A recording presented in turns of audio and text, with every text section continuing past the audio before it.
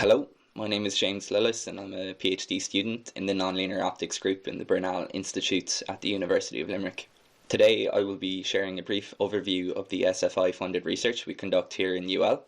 The title of this presentation is Super-Resolution for Label-Free Multimodal Far-Field Biological Microscopy through Illumination Diversity and Machine Learning Reconstruction, or ID-Biome for short.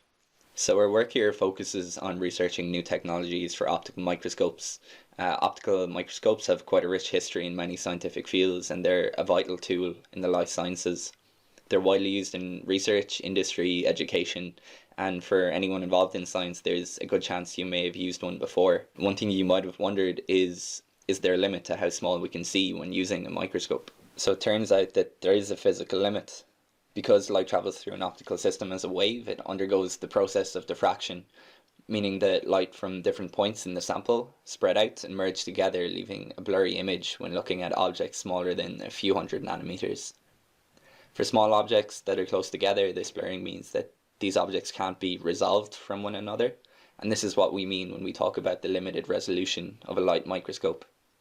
This diffraction limit actually affects both microscopes and telescopes, and it makes it difficult for scientists to see the smallest organisms and the most distant stars.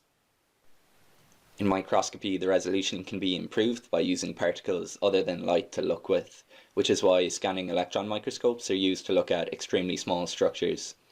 For example, we have a transmission electron microscope here in UL that can see individual atoms. However, the electron beam and vacuum chambers used can damage delicate biological cells, so old-fashioned light microscopes are still used worldwide in biology labs for life science research. To look at complex biological structures in more detail, scientists had to develop new technologies to overcome this diffraction limit. This led to the development of the field of optical super-resolution, which is what we're talking about today.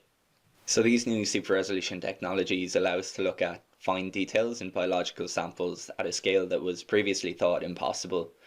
The first true super-resolution techniques were achieved using a combination of fluorescent dyes and clever experimental design, and the groups that developed these techniques were recognized with a Nobel Prize in 2014, which shows just how important these developments are. Current super-resolution techniques can look at features as small as a few nanometers and are helping greatly in our understanding of biological systems. So fluorescent methods have been incredibly effective in improving the resolutions possible with optical microscopes, but the fluorescent dyes used have a long list of drawbacks and side effects. The trouble is, other types of optical microscope methods that don't use these fluorescent labels can't use the same techniques to improve the resolution, and therefore they're still limited by diffraction. So our work in the University of Limerick focuses on developing new ways to achieve super resolution without the use of fluorescent dyes.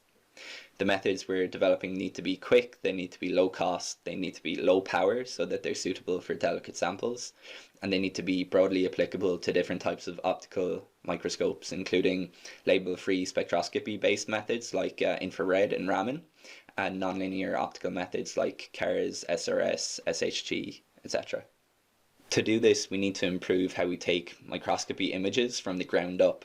So we design and build our own custom laser scanning microscopes in-house. We develop new experimental laser scanning techniques to probe the samples with a diverse range of patterned laser beams and collect a huge amount of data about the underlying sample from these scans. To process this large collection of data, we use machine learning algorithms in which we train artificial neural networks to reconstruct the super-resolution images of our samples. We train and test these neural networks in both computer simulations and experimental implementations to know how best to design these networks to extract super-resolution information from our data, and in turn to know how to design our experiments to provide the most useful data for the networks. Our approach is completely independent of fluorescent labels, and as such it's applicable to the wide array of optical microscopy modalities used throughout many scientific fields. We see the combination of illumination diversity and machine learning as a realistic route toward label-free super-resolution, and we thank SFI for its support with this work.